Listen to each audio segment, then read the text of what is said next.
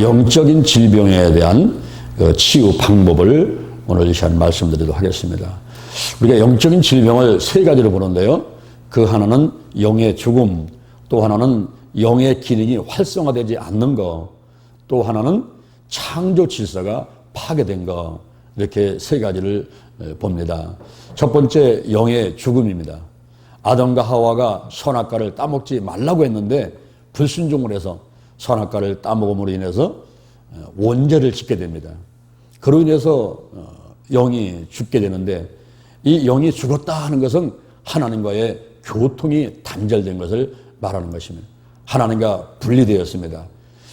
그런데 이렇게 영이 죽어서 하나님과 교통이 단절되니까 이제 영은 죽었지만 혼은 부패가 오고, 그리고 육은 수고와 고통이 오고, 또 환경에는 가시덤불과 엉겅퀴가 와서 망하되 영과 혼과 육과 환경 전체가 망해버리는 절대 절망 가운데 사람들이 처하게 되었습니다. 우리가 죽음이라고 하는 것은 헬라어로 다나토스라고 하는데 이것은 분리를 뜻하는 거예요. 야고보서 2장 26절에 영혼 없는 몸이 죽은 것 같이, 그러니까 영혼과 육이 분리되게 되면은 그건 죽었다 이렇게 하는 것입니다. 그래서 이 죽음이라는 것은 바로 분리를 말하는데 하나님하고 분리가 된 것입니다. 영의 죽음은 하나님하고 분리가 돼서 에덴 동산에서 쫓겨나고 하나님과 교통이 단절되고, 이제 아무리 하나님을 불러대도 하나님을 대답하지 않는 그런 상황에 처해지고 말았습니다. 하나님이 없으니까 마치 장님같이 이제는 눈이 안 보이는 가운데서 더듬더듬하고 살아가야 되는 그런 처지가 되어버렸고, 어디서부터 와서 무엇 때문에 살고 어디로 가는지를 알지 못하고, 그리고 수고와 고생만 잔뜩 하다 보니까 나오는 것은 한숨만 나오고 탄식만 나오고, 기다리는 것은 가난과 실패와 저주와 질병만 기다리고 있는 이런 상황에서 세상을 살아가게 되었습니다.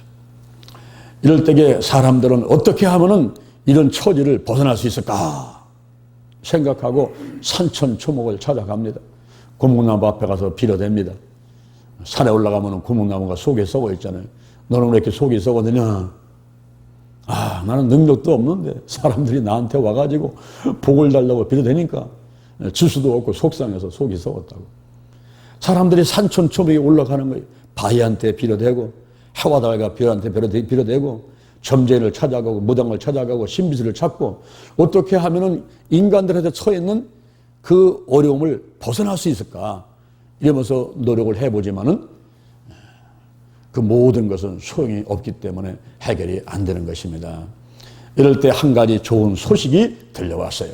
그것은 요한복음 3장 16절, 하나님의 세상을 이처럼 사랑하사 독생자를 주셨으니 이는 누구든지 저를 믿는 자마다 멸망치 않고 영생, 영원히 사는 삶, 영생, 생명, 쪼에라는 생명, 영생을 주신다라는 좋은 소식이 들려온 것입니다. 이를 위해서 성자 하나님께서 인간의 몸을 입고 이 땅에 오셔서 십자가에 못 박혀 돌아가시게 되는 것입니다. 그 십자가 형벌은 베니게와 카르타고 그리고 이집트와 로마 사람들에 의해서 실시됐던 것인데, 그것은 특히 전쟁 때 실시가 됐습니다. 그리고 흉악한 죄인들을 십자가에 못 박아 죽이는 것인데, 그것은 바로 저주를 받는 거예요. 저주. 예수님께서 우리의 저주와 죄를 다 짊어지시고 이제 십자가 위에 못 박혀 돌아가시는 상황이 되죠. 근데 이때 십자가에 못 박히는 사람들은 사전에 하는 일이 있어요. 먼저 채찍질을 봐요. 채찍질을 당해가지고서는 온몸에서 물과 피를 쏟아내게 만드는데, 그것도 채찍 끝에 납덩이라든가 쇠쪽을 붙여가지고 그걸로 때려가지고 채찍을 떼어내게 되면은 살점이 뚝뚝 떨어져나가는, 그래서 물과 피가 쏟아나오는 그런 채찍질을 많이 당하게 되고, 그리고 막 창으로 찔리고 발로 밟히고 이런 고통 가운데 끌려갔다가 나중에 양손과 양발에 대못이 박히는, 그러면서 죽는데 어떤 사람은 이틀, 3일, 어떤 사람은 일주일씩 십자가에 매달려 있게 되는 겁니다. 그러면 까마귀가 와서 깍깍하게 되고, 그러면서 죽기를 기다리는데, 예수님은 이틀, 3일, 일주일이 아니라 불과 6시간 만에 오전 9시에 십자가에 못 박히셔가지고 오후 3시까지 불과 6시간 만에 세상을 떠나게 되시는데 시편 22편 1절 이하에서 말씀을 인용하면서 엘리 엘리 라마 사박다니 나의 하나님 나의 하나님 어찌하여 나를 버리셨나이까. 그러면서 절규를 하시고 시편 34편 20절의 말씀이 응답이 되는데 그 이튿날이 안식일이라 빨리 죽게 하려고 이제 군사들이 가가지고 예수님의 발을 꺾으려고 그러니까 이 발을 꺾는 것은 이제 사람들이 이제 십자가에서 안 죽으니까 다리를 꺾어가지고 축 처지게 만들어가지고 빨리 죽게 만들려고 이제 하는 거랍니다. 근데 예수님께 가서 다리를 꺾어서 빨리 죽이려고 가서 보니까 이 무슨 죽어버렸어. 6시간 만에 돌아가신 거예요. 그래서 시편 34편 20절에서 뼈가 꺾이지 않고 돌아가신다는 그 예언의 말씀이 또 이루어지게 된 것입니다. 예수님께서 왜 돌아가신 것입니까? 이사야 53장 4절 이하에 그는 실로 우리의 질고를 지고 우리의 슬픔을 당할 거는 우리는 생각하기를 그는 징벌을 받으며 하나님께 맞은다 하였다 함이니라. 그가 찔림은 우리의 허물이라매고 그가 상함은 우리의 죄악을 이라매고 그가 징계를 받음으로 우리가 평안을 누리고 그가 채찍에 맞음으로 우리가 다 나음을 입었도다. 우리는 다 양 같아서 각기 제 길로 갔거늘 여호와께서는 우리 무리의 죄악을 그에게 담당시키셨도다. 예수님이 우리의 모든 죄와 저주를 다 담당하고 십자가에 못 박혀 돌아가시는데 가상치론 가운데 십자가에서 1분마디를 하는 가운데 그 한마디가 요한복음 19장 30절 다 이루었다. 다 이루었다. 이것은 테텔레스타이라는 말인데 그 당시에 유대인들이 자주 쓰던 말이었습니다. 종들이 자주 썼습니다. 주인한테 가가지고 주인님께서 시키신 일을 다 했습니다. 그럴 때에 테텔레스타이 그랬어요. 예수님께서 십자가 못 박혀 돌아가시면서 하나님 아버지 하나님께서 시킨 일을 제가 다 완수하고 갑니다. 그 당시에 화가들이 사용을 했습니다. 그림을 다 그린 다음에 한 발 물러서면서 그림 다 그렸다. 테텔에서 다 그렸어요. 예수님께서 그림을 완성하셨죠? 어떤 그림을 그렸습니까? 구약의 율법에 의해서 미완성됐던 것들을 예수님이 오시면서 완성시키고 내가 그림을 다 그렸다. 테텔에서 다 구약의 그 많은 예언들이 이제 예수님 오셔서 다 이루어지면서 테텔에서 다 내가 그림을 다 그렸다. 이렇게 외치시고 돌아가셨습니다. 또 그 당시에 제사장들이 사용을 했습니다. 백성들이 양을 끌고 옵니다. 염소를 끌고 옵니다. 그러면은 다리가 어디 부러지지 않았는가? 어디 흠이 없는가? 조사한 다음에 테텔에서 다이 그렇게 외쳤습니다. 흠이 없는 제물이다. 그런 뜻입니다. 예수님께서 십자가에 못 박혀 돌아가시면서 테텔에서 다이 나는 흠 없는 화목 제물이다. 나는 죄가 없는 화목 제물이다. 그렇게 외치시면서 돌아가게 됐고 그 당시에 상인들이 사용을 했습니다. 슈퍼마켓에 가서 라면 하나 주세요. 돈을 내니까 딱딱딱딱딱 영수증 나옵니다. 그 영수증이 테텔에서 다이 당신은 돈을 지불했습니다. 그 라면을 갖고 나가도 괜찮습니다.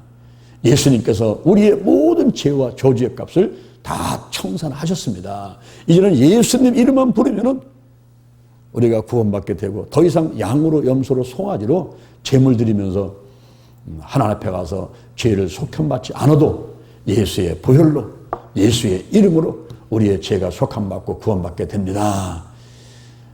테텔에서 다 이루었다. 너희들의 죄와 저주의 값을 다 청산했다. 이런 뜻으로다가 외치게 되었던 것입니다. 그런데 예수님께서 이렇게 은혜를 베푸시고 이런 구원받을 길을 다 이렇게 만들었는데 우리 사람들이 어떻게 구원을 받는 것입니까? 어떻게 이 영이 잘 되는 길을 갈 수가 있습니까? 이 땅에 70억 인구가 살고 있지만 대한민국에 5천만이 살고 있지만 이 길을 모르는 거예요. 이 길을. 그 길을 몰라가지고 하늘 백성이 되지를 못하고 마귀의 노예로서 이 땅에서 잘 먹고 잘 사는 것 같지만 결국 순식간에 지나가는 이 삶이 끝나고 나면은 지옥에 가서 영원토록 불과 영혼 가운데 고통받고 살아가게 되는 것입니다. 너무너무 어리석은 사람들. 어떻게 하면 우리가 구원받는 것입니까? 로마서 10장 9절 이하를 보니까 내가 만일 예수를 주로 시인하고 또 하나님께서 그를 죽은 자 가운데 살리신 것을 내 마음에 믿으면 구원을 얻으리니 사람의 마음으로 믿어 의에 이르고 입으로 시인해서 구원에 이른다 그랬어요. 이 마음으로 믿고 입으로 시인하면 되는데, 그런데 인간이 할 수 있는 방법으로 그렇게 하면 되는데, 이게 마음으로 믿고 입으로 시인하는 것이 그게 참 힘든 거예요. 자꾸 의심이 들고 진실되게 믿어지지 않고, 그런 가운데서 요한복음 3장 5절에 오늘 본문 말씀 밑에 보니까 니고데모라는 사람이 예수님을 찾아왔어요. 그 사람은 바리새인이고 그리고 유대인의 관원입니다. 높은 사람인데 낮에 찾아오면 창피하니까 밤에 찾아왔어요. 밤에 찾아서 예수님께 말씀을 드리니까 예수님께서 말씀하시기를 사람이 거듭나지 않으면 하나님 나라를 볼 수가 없다. 그러니까 니고데모가 이게 이해가 안 되는 겁니다. 이성으로, 상식으로, 과학으로, 의학으로 이해가 안 되는 거예요. 받아들일 수가 없는 거예요. 아니, 사람이 어떻게 거듭납니까? 엄마 뱃속에 다시 들어갔다 나와야 돼요. 어떻게 거듭나는 겁니까? 그러니까 예수님께서 말씀하시기를 사람이 물과 성령으로 거듭나지 아니하면 하나님 나라에 들어갈 수가 없느니라. 물과 성령. 물과 성령으로 거듭나야 된다. 다시 태어나야 된다. 그랬습니다. 그 물은 무엇입니까? 베드로 전서 3장 21절에 이 물은 구원을 얻는 세례니, 구원을 얻는 편대, 그것은 세례란 말이에요. 세례. 침례를 말하는 구원을 얻는 편이 세례다. 물속에 쑥 들어갔다 나온다고 해서 이 몸이 깨끗하게 되는 것이 아니라 양심이 선하게 되어서 하나님을 찾아가게 되는 것이다. 그리고 성령으로 거듭나야 되는데 고린도 전서 12장 3절 성령이 아니고는 예수를 주시할 자가 없느니라. 성령이 임해야만이 막 믿어진다는 거예요. 믿어진다는 거예요. 여기 한 할머니가 있습니다. 침례받으러 가는 날 걱정이 태산 같아요. 야, 내일 세례 주기 전에 목사님께서 결의문답을 하신다는데 대답을 해야 되는데 걱정을 많이 하니까 며느리가 있다고 어머니 걱정하지 마세요. 목사님께서 예수님은 누구 죄 때문에 돌아가셨습니까? 라고 말씀하시면 내 죄 때문에 돌아가셨습니다. 그렇게 하시면 되는 거예요. 그래요? 알았어. 그 이튿날 침례받으러 갔는데 목사님이 묻습니다. 할머니, 예수님은 누구 죄 때문에 돌아가셨습니까? 네, 우리 며느리 죄 때문에 돌아가셨습니다. 아이고, 할머니 그렇게 말씀하지 마시고 제 죄 때문에 돌아가셨습니다. 그렇게 말씀하셔야 돼요. 자, 다시 묻겠습니다. 할머니, 예수님이 누구 죄 때문에 돌아가셨습니까? 예, 목사님 죄 때문에 돌아가셨습니다. 그렇게 말씀하지 마시고 죄 때문에 돌아가셨습니다. 그러셔야 되는 거예요. 그래서 이제 우여곡절 끝에 결의문답을 잘 끝내시고 침례를 받으셨다는 얘기가 있습니다. 여러분, 예수님께서 옆에 사람이 아니라 내 죄 때문에 십자가 못 박고 돌아가신 것을 믿으면서 물속에 쑥 들어가서 옛사람이 죽고 이제 마귀와 하나님과 세상 사람과 주변의 일가 친척한테 내가 새 사람 되었습니다 라고 선포하는 이것이 바로 세례식인 것입니다. 대전 신림교회는 매년 8월 15일 날 물가에 가서 침례를 받지 않습니까? 사람이 마음으로 믿고 입으로 시인하고 물속에 들어갔다는 세례까지는 우리 사람들이 할 수가 있어요. 그런데 한 가지 성령이 임하고 이게 믿어져야만 되는데 이게 쉽지가 않아요. 쉽지 않습니다. 제가 고등학교 2학년 때 한 여학생이 저를 전도를 했습니다. 저는 도서관에서 공부를 하고 있는데 서울에서 한 친구가 내려왔어요. 야, 따분하게 이 날씨 좋은데 뭐 공부하고 있냐? 놀러 가자. 그래, 가자. 어디 갈까? 내가 내려오다 보니까 학교 운동장에서 체육 경기를 하고 있는데 거기 가자. 그 친구하고 저는 배구를 잘하거든요. 그래서 학교에서도 배구 콤비였어요. 아, 그래, 거기 가자. 놀러 가자. 갔습니다. 갔는데 여러 교회가 왔는데 한 교회가 노인들만 있고 애들만 있는 그런 교회가 있더라고요. 그래서 거기 가서 우리가 지금 뭐 운동교님 띄워드릴까요? 그랬더니 아이고 잘 왔다고. 그때나 지금이나 키가 이 정도 됐거든요. 이런 두 청년이 오니까 너무 좋다고 오라고. 막 밥을 주고 뭐 간식 주고 막 그러더라고. 과일도 주고. 그걸 먹은 다음에 경기를 띄워줬어요. 띄워줬는데 두 사람이 뭘 하겠어요? 다 노인하고 애들밖에 없으니까. 그래서 경기는 꼴찌했어요. 그렇지만 이제 재미있게 이제 경기를 했는데 그 중에 한 여학생이 와가지고 나보고 잠깐 교회 가서 저녁 식사하고 같이 가시라고. 그러면서 교회다가 인도하는데 그 여학생을 보는 순간에 제가 한눈에 그냥 가버렸어요. 한눈에 반해버렸어. 그래서 나도 모르게 그냥 끌려간 거예요. 거기를. 갔는데 참 놀란 겁니다. 우리 하나님은 여호와 이레 하나님.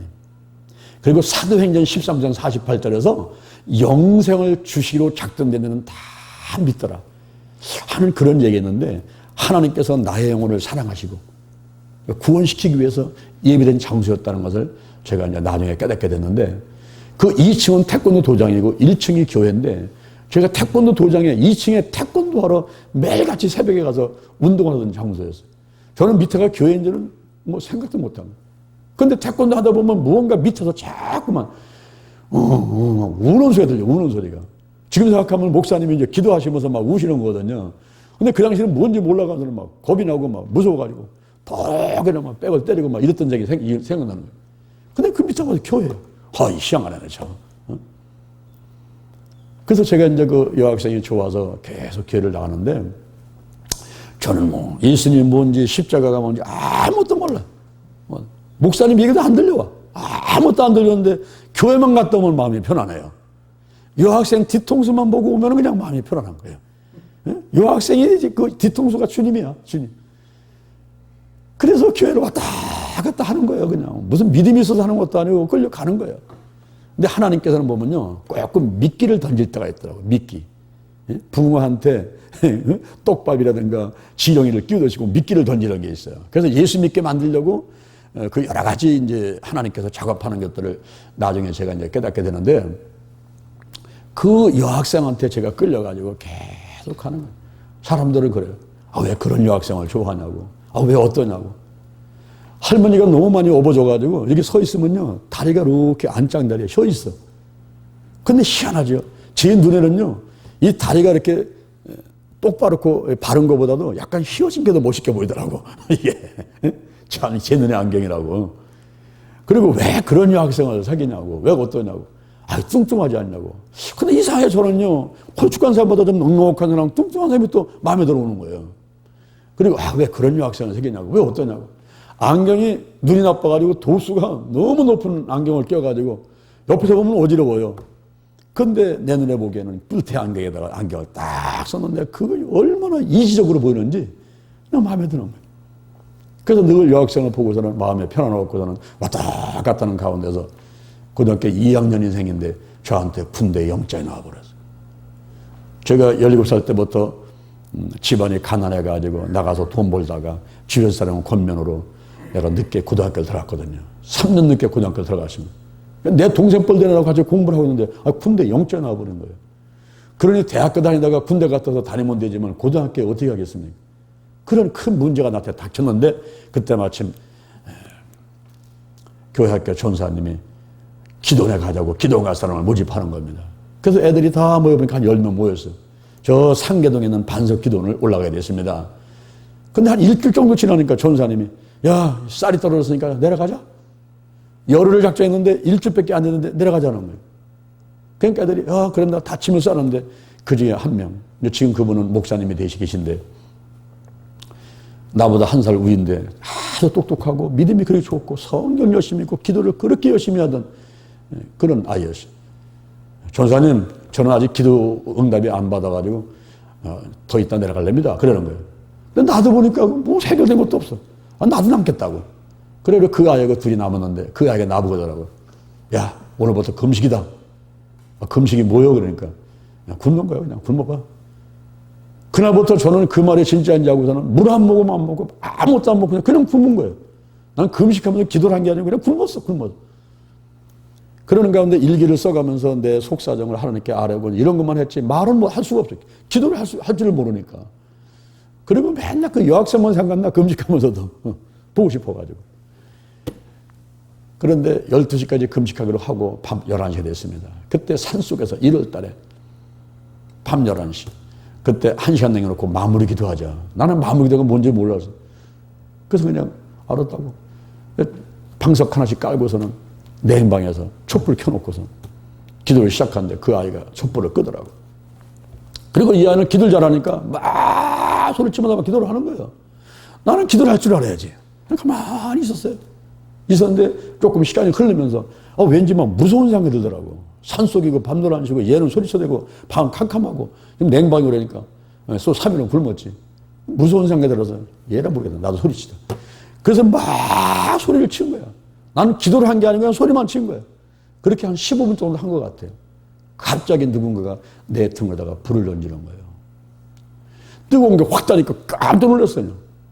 근데 이 불이 떨어지더니만 온몸으로 위로 올라가고 밑에 내려가고 막 온몸이 불덩어리 돼가지고 눈물 콧물 흘리면서 손을 들고 소리쳐대니까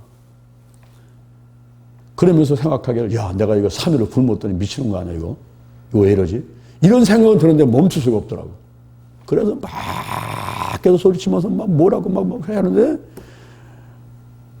이 아이가 이제 잠시 있다가 자기는 기도를 안 하고 있었대. 촛불을 켜더라고. 내 모습을 보더니 깜짝 놀라는 거야. 야, 너 왜 그래? 왜 그래? 이게 물에 빠진 생쥐같이 돼 있으니까 큰 놀래가지고 너 왜 그러냐고. 그러면 잠시 후에 너 성령에 불 받았구나. 저는 성령이 뭔지 불이 뭔지 나는 한번 들어본 적도 없는 얘기거든요. 근데 이 아이가 그런 얘기가 내 머릿속에 다 들어요. 너 성령에 불 받았구나. 앞으로 네가 기도한 거 문제는 다 해결되고 하나님이 너를 크게 쓰실 거야. 그 아이가 한 얘기가 쟁쟁쟁쟁 울려요. 지금도 쟁쟁쟁. 얼마나 강력한 불을 받았는지 40년이 흐른 지금까지도 그 불은 꺼지지 않고 점점 타오르고 놀라운 기적이 일어났어요. 제가 열흘 있다가 군대를 가야 되는 몸인데 기도에서 내려오니까 희한한 일이 벌어지는 거예요. 전혀 알지도 못하는 사람이 우리 집에 와가지고 우리 아버님하고 얘기하다가 내 문제를 듣고서는 자기가 해결해 주겠다고 나를 데리고 수원으로 만성으로 다니면서 다 이 사람 저 사람 만나고 뭐 10년 만에 사람을 만나기도 하고 막 하여튼 희한한 일이 막 벌어지면서 그 문제가 해결되면서 내일 월요일 아침에 군대를 가야 되는데 주일날 저녁에 전화가 왔어. 군대 안 와도 된다고. 할렐루야. 자, 그 문제가 해결돼 버려. 근데 그보다 더 놀라운 기적이 생겼어. 교회를 갔더니 여학생이 안 보이는 거예요. 여학생은 분명히 내 앞에 앉아있는데 여학생이 더 이상 안 보이고 내 눈이 십자가가로 가고 목사님 설교가 들려오더라고. 성경을 보니까 이렇게 재미난 얘기가 있는가 하고서는 눈을 뗄 수가 없어요. 고등학교 2학년 때 제가 새벽기도를 빠지지 않고 달려가니까 사람들이 그냥 이구동성으로 칭찬을 어쩌면 죄인 저렇게 그래. 새벽기도 나가는 게 아니라 철야. 목사님은 철야를 안 하셔. 근데 우리 성도 몇 명이 모여가지고 이제 철야 기도를 막 하는데 거기에 빠지지 않고 나가가지고서는 마이크를 주면 제가 자꾸서는 무슨 얘기를 하는지 밤새도록 얘기를 하는 거예요. 저 지금 생각해도 무슨 얘기인지 모르요. 내가 무슨 신학 공부를 했습니까? 성교를 합니까? 그런데 입만 열면 잘 나오는 거예요. 그러면서 귀신 들린 아가씨가 왔었는데 그 아가씨가 문을 쫙 열고 들어와요. 그 불빛 딱 보니까 칼을 들고 들어오는 거예요. 어이구 큰일 났네. 근데 이 아가씨가 내 앞에 오더니만 한쪽에는 칼, 한쪽에는 사과를 갖고 와가지고 나를 깎고 쓴다고. 사과 먹고 하라고. 갖고 왔더라고. 그래서 그 집사님 몇 명과 함께 이 아가씨를 놓고 기도를 한 거네. 귀신이 떠나가게 되고. 막 그런 일이 그냥 어릴 때 막 있게 됐어요. 그냥 기적이야, 기적. 그런데 또 한 가지의 기적이 일어났어. 그게 뭐냐면 이제는 여학생이 안 보이고 성경이 믿어지고 예수가 믿어지고 할렐루야. 그때부터 새벽부터 밤늦게까지 뛰어다니면서 붕붕붕 날아다니면서 하나님 일을 하는데 제가 청년회 무슨 성가대 무슨 교사 그리고 학생회장 뭐 이런 다 거치면서 하는데 생각만 해도 이루어지는 거예요. 생각. 내가 기도만 하는 게 아니라 그냥 생각만 해도 그냥 하나님께서 다 응답해 주시는 거야. 이런 놀라운 기적들이 제가 성령의 불을 받은 다음에 일어나게 됩니다. 그래서 요한복음 3장 5절에서 물과 성령으로 거듭나야 하늘에 들어갈 수 있다는 것을 확실하게 체험을 하게 되고 지금도 제가 성령 받으세요. 성령 받으세요. 성령 받아야 뒤집어져요. 성령 받아야 이게 열정이 생기고 성령 받아야 예수가 믿어지고 성령 받아야 하나님의 말씀을 성경을 읽을 때 참 귀에 들어오고 이게 됩니다. 그런데 세상을 살아가면서 신앙생활을 하면서 참 이게 힘든 거야. 마음으로 믿고 입으로 시인하고 물과 성령으로 거듭나고 물속 들어갔다 나오고 성령 받고 하는 이 과정들이 힘든 그런 과정들을 거쳐야지만이 구원을 받게 되는데, 물론 구원은 은혜입니다. 은혜. 그냥 하나님께서 베풀어 주는 거예요. 우리가 이런 노력을 한다고 해서 되는 것도 아니고 그냥 하나님께서 베풀어 줘도 그냥 믿어지는 거야. 그 뭐 이성상식 과학에다가 의심이 안 되는 거예요. 그거 갖고 뭐 판단되는 것이 아니고, 우리가 우선 영적인 질병은 영이 살아나야만 되는데 이 영이 죽음, 그 영이 살아나는 것, 이것이 영적인 질병의 치유인 것입니다. 더 나아가서는 두 번째, 영의 기능이 있는데 이게 활성화되지 않는 거예요.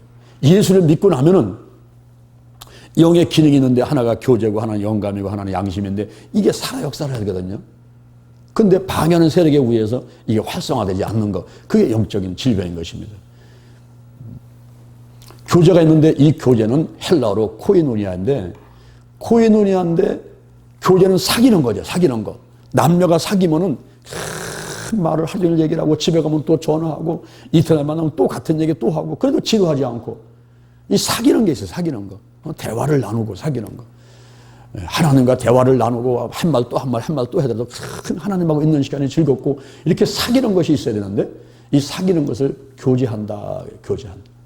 그리고 영감이라는 말이 있는데 이 영감은 데오프 누스토스, 헬라어로 데오프 누스토스인데 이것은 성령의 감화감동. 요한복음 4장 24절에 보니까 하나님은 영이시니 예배드리는 데는 신령과 진정으로 예배드리라. 성령의 감화감동을 받고 예수 충만, 예수 중심으로 이런 예배를 드려가라. 그랬어요. 우리가 성전에 와가지고 예배를 드릴 때 보면은 어떤 때는 눈물이 막 쭉 흘러나오고, 어떻게 목사님이 내 속에 들어가 또 오셨나, 이렇게 내 사정을 잘 아실까, 하시는 말씀 한마디 한마디가 나한테 하시는 말씀이고 내 얘기를 하고 계시네. 아멘 아멘. 이런 어떤 성령의 감화감동이 있는 가운데 신앙생활을 해야만 해. 그 신앙이 정말 재미있고 믿음이 성숙되고 하는 그런 신앙생활을 할 수 있다는 거죠. 그 다음에 양심인데 이 양심은 시네이데시스. 시네이데시스인데 이거는 양심은 선악의 표준에 따라서 반응을 하거나 반대하는 행동을 지각하는 걸 말해요. 그러니까 자기 행위가 옳으냐 나쁘냐, 지금 내가 한 말이, 내가 한 행동이 옳은 거예요 나쁜 거예요, 이것을 판단하고 그 다음에 올바른 말과 행동을 하려고 하는 마음을 양심이다 그래요. 양심. 근데 이 양심이 약한 양심이 있고 더러운 양심이 있고 화인 맞은 양심이 있어요. 화인 맞은 양심을 갖고 있으면요, 지금 내가 하는 말이, 내가 하는 행동이 잘못된 걸 뻔히 알면데 그걸 잘못을 또 모르고 그냥 해요. 사람 죽이는 걸 그냥 뭐 파리새끼 죽이는 것 같이 생각하고 남의 물건 훔치는 거를 죄인지 몰라. 그냥 이 양심이 화인 맞아가지고 그걸 몰라요. 몰라. 이런 사람들이 있는가 하면은 베드로전서 3장 21절에 보니까 선한 양심을 가진 사람이 있어요. 이런 사람들은 하나님을 찾아가고 싶어서 견딜 수가 없어요. 막 달려오는 거예요. 달려와. 그리고 디모데후서 1장 3절에 보니까 청결한 양심이 있는데 청결한 양심을 가진 사람은 하나님께 감사. 범사에 감사해. 모든 게 감사해. 모든 게 감사. 그래서 양심이 살아나야 됩니다. 양심이 청결한 양심, 착한 양심, 선한 양심, 깨끗한 양심, 이 양심이 살아있어야 그래야 하나님을 찾아가게 되고 믿음이 좋아져야 되고 감사, 범사에 감사, 이래가면서 신앙생활을 할 수가 있습니다. 그런데 불신자들은, 하나님을 믿지 않는 사람들은 이러한 교제나 영감이나 양심이나 이런 모든 것들이 다 그냥 아예 없어. 죽어 있는 거예요. 양심도 더러운 양심, 화인 맞은 양심만 돼 있고 약한 양심이 돼 있지 선한 양심, 하나님을 찾아가는 마음이 없어요. 그러니까 교회를 안 나오지. 그런데 신자가 됐는데 예수를 믿기는 믿었어요. 예수를 믿기는 믿었고 어쩌면 성령을 받기도 했고 막 예수가 믿어지고 교회 열심히 나오고 그래요. 그런데 방해하는 세력에 의해서 이 영의 기능인 교제, 영감, 양심이 활성화가 안 되는 사람이 있어요. 그래가지고 영적인 장님이 돼가지고 또 영적인 기모리 돼가지고 영적인 봉헌이 돼가지고 설교를 들어도 안 들려와. 성경을 봐도 무슨 뜻인지 모르겠어. 이해가 안 되는 거예요. 그래가면서 영적인 소경, 영적인 기모거리, 영적인 봉헌에서 살아가는 사람들이 있는데요. 우리가 한문으로 농아, 이 농아라는 말이 기모거리고 봉헌이거든요. 농아를 한문으로 보면은 용용자의 기자입니다. 용은 마귀고 사단이지 않습니까? 이 사단하고 마귀가 악령들이 내 길을 꽉 틀어막고 있는 거예요. 틀어막고 있으면 이게 기모거리라. 그리고 무릎절 버금한데 이 농아에서 아자, 무릎자, 버금한데 내가 무릎을 꿇고 입을 열어가지고 주는 그리스도시요 살아계신 하나님의 아들입니다 라고 고백해야 되는데 이게 울로 아로로 막혀갖고서는 말을 못하는 거예요. 말을 못해. 주는 그리스도 하나님입니다. 하나님 아들이십니다. 하나님을 찬양합니다. 예수님을 찬양합니다. 성령을 찬양합니다. 이게 말이 안 되는 거예요. 말이 안 되는 거예요. 제가 설교하기 전에 머리에 손 얹으세요. 제 기도를 따라하세요. 그리고 여러분이 기도하는 걸 제가 자꾸 유도하지 않습니까? 왜냐하면 내가 내 몸에 손을 얹고 내 입으로 한마디 더 기도를 해보는 게 중요하거든요. 이게. 그래서 내가 자꾸만 그거를 따라서 하라는데 그것이 이제 터지게 돼 있어요. 우리 어린아이들 보면 말 못할 때에 자꾸 나는 아빠야 아빠 너는 아들 이러면서 자꾸 하다 보면 엄마 아빠 말을 따라하다가 말이 터지지 않습니까? 그래서 자꾸 손을 얹고 기도를 따라하다가 보면 이게 터지게 되거든요. 영적인 소경, 영적인 기머거리, 영적인 벙어리 돼가지고 예수를 믿는다 하면서도 그냥 캄캄해가지고 듣지도 못하고 말도 못하면서 살아가는 그런 것이 영의 기능에 방해받는 영적인 질병이라는 거예요. 영적인 질병. 그것을 치유받아야 된다 하는 것입니다. 그리고 더 나아가서는 창조 질서가 파괴된 것. 세 번째로는 창조 질서가 파괴된 것. 그게 영적인 질병인데 창세기 2장 7절에 보니까 하나님께서 흙으로 사람을 만드시고 생기를 불어넣으시고 생명이 되게 했습니다. 즉 영과 혼과 육을 만드셨거든요.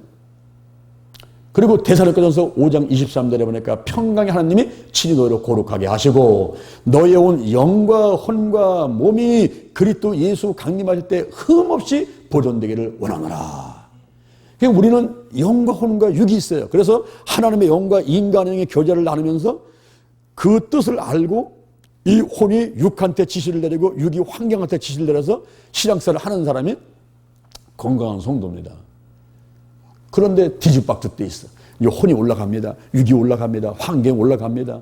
하나님하고 교제는 안 해. 아예 기도도 안 하고 그냥 내 이성 상식, 내 지식을 갖고 내 경험 갖고서 판단하고 해결하는 이런 사람이 있는가 하면은 이 육신으로다가 내가 손에 만져지고 눈에 보이고 귀에 들리는 거 그것만 믿고 쫓아가는 이런 사람이 된다든가 이게 막 뒤죽박죽 돼 있어요.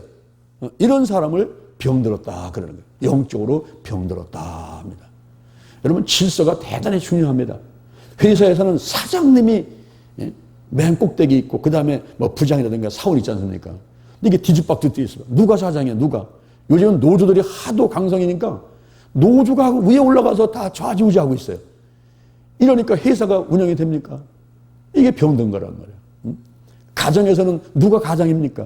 남편이 가장이 돼야 되고 아내가 중간 역할을 하고 자녀들을 양육 잘하면서 남편을 보호해야 되는데 이 부인이 위에 꼭대기에 올라가가지고 막 큰 소리 쳐대고 이런 데면 그 가정은 어려워져요. 한 회사에서 사장님이 재미있으라고 이제 사원들을 불러놓고 자 여러분 스스로 생각하기에 공처가라고 생각하는 사람은 오른쪽으로 오시고 나는 공처가가 아닙니다 라고 생각하는 사람은 왼쪽으로 오시오 그랬어요. 근데 전부 거의 다 오른쪽에 가 있는데 한 사람만 이쪽에 서 있는 거예요. 한 사람만. 사람들이 와 자네는 어떻게 그렇게 부인한테 존경받으며 생활하는가 이러면서 사단님을 비롯해가지고 모든 사람이 부러워서 얘기를 하니까 이 사람이 하는 얘기가 오늘 아침에 나올 때 우리 안사람이 사람 많이 모이는 곳에는 가지 말라고 그랬다고. 아 보니까 이 사람도 또 공처가. 근데 이 정도는 우리가 넘어갈 수 있어요. 근데 더 나가서 막 영권, 인권, 물권을 다 휘어잡고 그러면서 그냥 위에서 군림하는 이런 부인들이 요즘에 보면 가정에 많이 늘어나고 있습니다. 그리고 나이가 50, 60이 되면 여자들이 남성 호르몬이 나오니까 성격도 괄괄해져. 남자들은 그냥 돈도 없고 힘도 없으니까 그냥 기죽어 가지고 있고 그런 가운데서 막 기처가 벽처가가 있다는 얘기잖아요. 기처가는 부인이 소리치면 남편들이 바닥에 설설 기는 사람은 기처가. 부인이 소리치면 벽에 가서 달라붙어가지고 매매매매 이러는 벽처가 뭐 이런 웃기는 얘기도 있어요. 근데 그것이 이렇게 우리가 뭐 웃자고 하는 얘기보다도 실질적으로다가 이렇게 영권, 인권, 물권을 잡고서 아내가 군림하는 그런 가정들 이건요 질서가 깨진 겁니다. 성경에서는 남편이 여자의 머리가 되고 그리고 하나님께서 아담과 하와가 원죄를 지었을 때에 형벌을 줄 때 여자들은 잉태하는 고통을 더한다. 수고하고 자식을 낳을 거다. 그리고 남편을 사모하고 남편으로부터 다스림을 당할 것이다 그랬거든요. 그런데 오히려 여자가 올라서 가지고 남편들을 다스리고 건드리시니까 남편들이 기가 팍 죽어가지고 살아가는 이런 모습들은 잘못된 거라는 거예요. 아무리 어리버리 하더라도 인정해 줘야지. 우리가 하나님을 인정하면 하나님 기뻐하듯이 우리가 사람을 인정을 해야지. 그죠? 인정을 해주고 높여주고 앞세우고 하는 이런 질서가 있어야 된다는 거죠. 교회에서도 담임 목사, 그 다음에 당회나 재직기, 그 다음에 성도들 이 질서가 잘 돼 있어야 돼요. 근데 그게 안 돼 있게 되면 병든 거예요. 병든 거예요. 그와 마찬가지로 우리 몸속에 영과 혼과 육이 있습니다. 그러면 영과 혼과 육이 있는데 이때 이 영이 하나님의 영과 교제를 나누면서 하나님의 뜻을 알아야 돼요. 하나님의 뜻. 우리 사람 위에는 하나님이 계시잖아요. 우리가 이 머리를 기르는 건요. 이 머리를 기르는 건요. 이 내 머리 위에 하나님이 계시다는 걸 인정하는 게 머리를 기르는 거예요. 그러나 중들은 스님들은 박박 깎아버려. 아무도 없어. 자기가 돌을 닦아가지고 자기가 신이 되고 자기가 최고가 되려고 하는 경제에 이르려고 하는 그런 생각 갖고 있는 거 아닙니까? 그래서 이 머리를 기르는 건데 내 위에 하나님이 계시. 그래서 하나님의 뜻을 알아가지고 그것을 혼한테 내면 혼이 육한테 육이 환경한테 지시를 내리는 거예요. 그래가면서 하나님의 뜻대로 생활해가는 그 성도가 올바른 성도인 것입니다. 우리가 영적인 질병이 영의 죽음이라고 그랬어요. 그리고 영의 기능이 활성화가 안 되는 겁니다. 교제와 영광과 양심이 있는데 이게 활성화가 안 되는 거거든요. 그래서 마귀를 쫓아내고 성령 받고 그 다음에 질서를 지켜서 하나님의 그 뜻을 다 이렇게 귀를 기울여야 돼. 하나님의 뜻을 알려고 해서 하나님의 음성을 듣는데 어떤 때는 실제적인 소리가 들릴 때도 있지만은 환상으로 어떤 때는 성령의 역사를 통해서 마음의 평안으로 환경으로 여러 가지 하나님께서 말씀하는 게 있습니다. 그것을 진짜 하나님의 말씀인가를 표적을 구하면서 점검을 하고 하나님의 뜻이라고 한다면은 그대로 따르려고 노력하는 순종하는 그래서 그것을 육한테 환경한테 지시를 내서 자 가자 이러면서 이 지정이가 이 정신이 넋이 이끌고 가야 돼 끌고 그런 몸이 건강한 몸이고 건강한 성도를 할 수가 있는 것입니다. 저는 지금도 잊지 못하는 분이 한 분이 있어요. 많은 분들이 18년 동안 제가 대전 내려와서 목회를 하는 가운데서 정말 신외락이 있었죠. 신외락이 있는 가운데서 많은 분들이 기억 속에 있지만은 정말 잊지 못하고 제가 때가 되면 이분을 간증을 하는데 그분은 80에 우리 교회를 오셨어요. 80에. 우리가 대전 실거대학을 하면서 한 150명 정도 노인들을 돌볼 때 그분이 오셔가지고 맨 앞에 앉았어요. 전라도 어르신인데 맨 앞에 앉으셔가지고 그렇게 말씀을 잘 들으셨어요. 근데 이분이 어느 날 저를 찾아왔어요. 목사님, 저는 너무너무 속상해요. 뭐 이렇게 속상하십니까? 밤 1시만 되면 일어나서 요광에 오줌을 넣고 물을 보는데 그 오줌물을 보면은 뻘겋게 돼 있다는 거예요. 내가 깜짝 놀라가지고 아니 할머니 왜 오줌물이 뻘개요? 사실은 제가 방광암이었습니다. 그래서 수술을 했는데 이게 낫지를 않아가지고 물이 섞여 나오니까 그것만 보면은 내가 죽을 날이 얼마 남지 않았다고 생각되니까 너무너무 속상합니다. 그러는 거예요. 제가 그분의 말을 들은 다음에 틈만 나면 그분을 내가 안수기도 해드렸어요. 이리 오시라고. 어떤 때는 끌어안고 어떤 때는 안수기도 해드렸어요. 어느 날 찾아와서 목사님 저는 요즘에 너무너무 신나요. 아니, 지난번에 또 속상하다고 했더니 어떻게 또 신나게 됐습니까? 예, 밤 1시만 되면 일어나서 요방에 오줌을 넣고 그 오줌물을 쳐다보는데 오줌물이 맑게 돼가지고 너무 신기스럽고 그래가지고 며느리를 데리고 방광암을 수술했던 병원에 가서 의사 선생님한테 얘기했더니 사진을 다시 한번 찍어보자 그래서 사진을 찍었는데 의사 선생님이 나오면서 하신 말씀이 할머니 방광암이 깨끗하게 치료되었습니다. 그런 얘기를 듣고 나니까 너무너무 신기하고 오줌물을 보니까 신기하고 그런 얘기 들으니까 신기하고 너무너무 기쁘다는 거예요. 내가 80살에 교회 와가지고 이렇게 목사님 말씀을 듣고 기도받는 가운데서 이렇게 치료받았으니 너무너무 신나다는 거예요. 그러면서 이분이 아침 저녁으로 와서 교회 와서 살다시피 했습니다. 새벽 기도부터 저녁에도 오시고 교회에서 살다시피 하는데 한날은 새벽 1시에 일어나서 나오니까 아들이 있다가 어머니 어디 가세요? 나 새벽 기도 간다. 아니 1시인데 새벽 기도 왜 1시에 가세요? 교회 오고 싶어서 견딜 수가 없나 견딜 수가. 어느 날 한번 대전에 눈이 엄청나게 왔어요. 이 무릎가리 눈이 찼습니다. 우리 성도들이 멀리서 자동차 타고 오니까 나는 나 혼자 예배 드리겠네 생각하고 나는 성전에 올라가면서 찬양하면서 올라가는데 이분이 먼저 와서 앉아있는 거야, 지금. 맨 앞에 와서. 그래서 아니, 어떻게 오셨냐고 그랬더니 눈이 와서 내려오니까 쫙쫙 미끄러지는데 못 오겠더래요. 그래서 방에 혼자 올라갔대. 올라가서 아유, 오늘은 교회 가지 말자고 드러냈는데 속에서 불이 나버렸어. 빨리 교회 가고 싶은 마음 때문에 불이 나니까 견딜 수가 없고 드러낼 수가 없더래. 일어났어. 에이, 내가 죽으면 죽지. 한번 가보자. 고무신 벗어가지고 머리에 이고서 버섯마루 달려왔다는 거예요.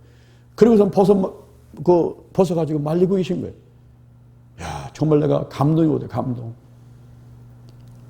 내가 많은 사람보다도 이런 분이라면 이분 한 분에도 내가 와서 대전에 와 있는 게 이유가 있다. 가치가 있다. 이런 생각이 들더라고.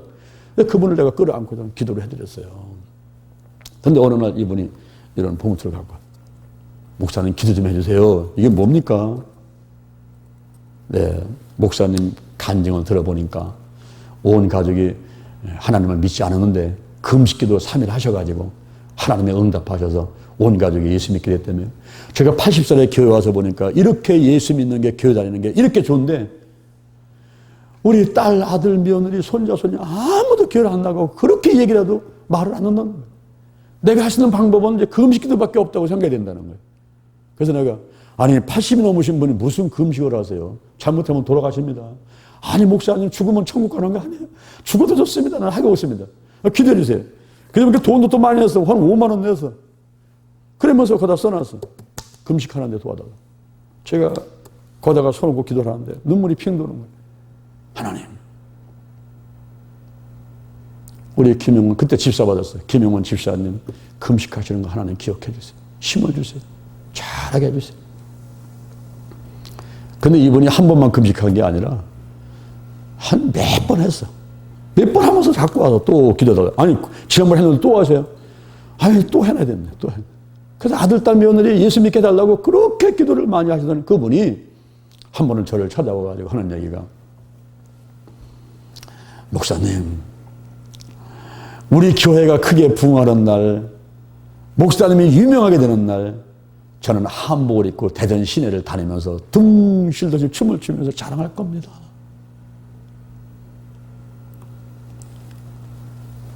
그 얘기를 하던 그분 너무너무 고마워가지고 제가 성경을 42,000원짜리를 사드렸어요. 큰 글자 무거운 거 이만한 거.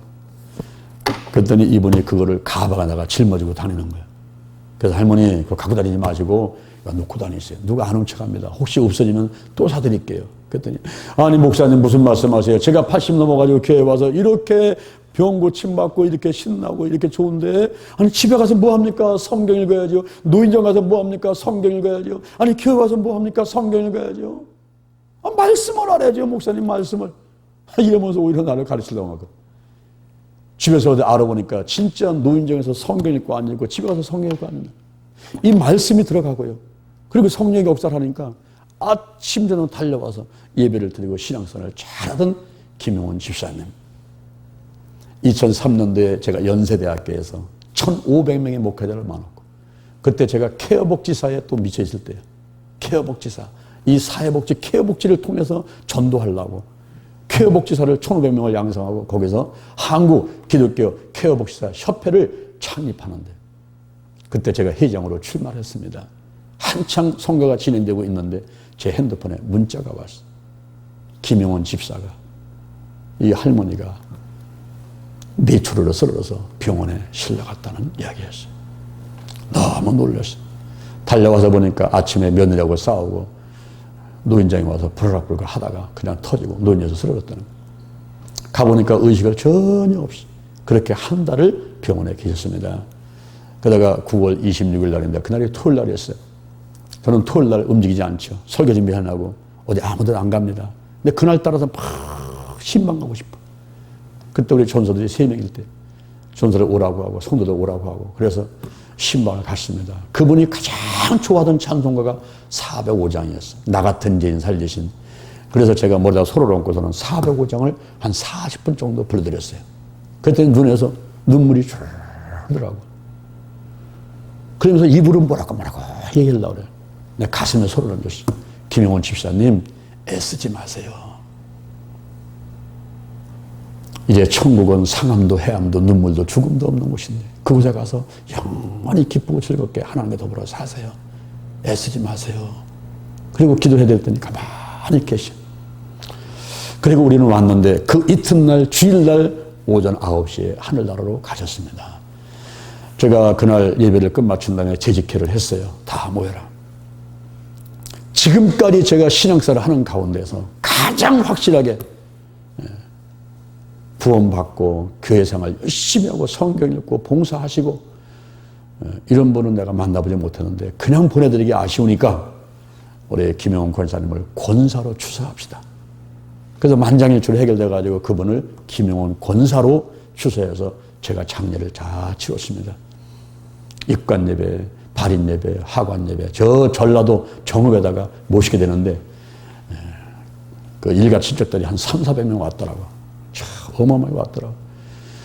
그때 제가 이제 설교를 끝마치고 하관 예배 끝나고 텐트 밑에 와가지고 음료수 한잔 마시고 있는데 큰아들이 일어나가지고 가족들을 모아놓고 회의를 하고 있더라고. 여러분, 장례를 치르면서 어머니에 대해서 목사님부터 많은 얘기를 들었는데 우리 자손들을 위해서 그렇게 금식기도를 여러 번 하시고 또 교회에서는 항존지라고 할 수 있는 가장 여자로서는 가장 높은 직 권사까지 되셔서 이렇게 어머니가 하늘나라로 가셨는데 우리 자녀들이 이대로 있어서는 안 되겠습니다. 어머니 소원대로 우리 모두 다 교회 나갑시다. 할렐루야. 야, 저는 그 얘기를 듣는데요. 몸에 전율이 느껴. 한 사람의 영혼이 한 명으로 끝나는 게 아니구나. 그리고 노인들 영혼은요, 한 명이 구원되면요, 그 집이 당대에 2대, 3대, 4대가 예수를 믿는 가정으로 바뀌어버려요. 그렇죠? 할머니가 예수 믿고 아들, 며느리, 손자 막 그러니까 2대, 3대, 4대가 막 예수 믿음으로 바뀌어버리니까 이 한 분이 예수를 제대로 믿는 게 얼마나 좋은 거예요. 그래서 제가 노인들을 뭐 독고 노인이고 뭐 연세가 많고 돈이 없고 불쌍해서가 아니라 그 영혼 하나가 너무 기중하고 저 영혼 한 명이 아니라 줄줄이 사탕이야. 줄줄이 사탕. 그래서 우리 교회에서도 노인들을 좀 많이 잘 대해드리고 뭐 교통비도 드리고 식사도 잘 마련해서 드리기도 하고 어떻게든지 그 영혼을 구원시키려고 막 침례부터 그냥 막 따라서 하게 만들고 기도하게 만들고 노력하는 거 아니겠습니까? 그러니까 김영원 권사님을 늘 생각하면서 그리워 보고 싶은 거예요. 지금 이렇게 우리가 교회가 크게 되고 또 제가 유명하게 돼서 한국과 세계를 뛰어다니고 이러면은 우리 김영원 권사님은 한복 입고 대전 시내 다니면서 동실도실 춤을 추면서 지금 마음껏 자랑할 텐데 그런 때가 됐는데 권사님은 지금 천국에 가서 계시지 않습니까? 물론 우리가 이제 천국 가서 다 또 만날 것이지만은 그 권사님의 아침 저녁 오셔가지고 기도하시고 그 구부정한 허리로다가 청소하시고 하던 그런 헌신들이 여기에 다 배이기 때문에 지금 대전 힐링교회가 발전하면서 또 더 큰 일을 하고 있게 되는 것입니다. 여러분, 한 영혼이 그 영적인 질병, 영이 죽어가지고 이제는 지옥과 운명에 있는 그 영이 살아나고 영의 기능인 교제, 영감, 양심이 활성화돼가지고 하나님과 사귀고 성령의 감화감동을 있고 양심이 선한 양심, 착한 양심이 살아나가지고 막 감사 그러면서 선한 양심이 살아나가지고 교회를 오고 싶어도 견딜 수가 없는 거예요. 견딜 수가. 교회 달려와서 차라리 여기 와서 자고 싶어도 자더라도 그냥 교회를 달려오고 싶은 거예요. 이런 마음들이 막 일어나는 그런 신앙생활. 더 나아가서는 영과 혼과 육이 질서를 잡아가지고 하나님과 교제하면서 그 말씀을 들어가면서 그 뜻대로 순종하면서 나가는 이런 사람이야말로 건강한 성도가 되고 그런 성도들이 모이는 교회가 건강한 교회가 되고 또 하나님께서 기뻐하는 줄로 믿습니다. 아멘. 오늘 이 시간 더욱더 우리 사람이 할 일과 하나님이 하실 일이 있는데 우리 하나님께서 하실 일은 제쳐놓고라도 우리가 할 일은 최선을 다해서 하되 마음으로 믿고 입으로 시인하고 또 8월 15일 날은 침례 안 받은 분들은 침례도 받으시고 또 성령님 오시옵소서 내게 임하시옵소서 하늘이 간구하고 기도해서 영적으로 잘 되는 여러분들 되기를 주님의 이름으로 축원을 드립니다. 잠시 기도하겠습니다. 하나님 아버지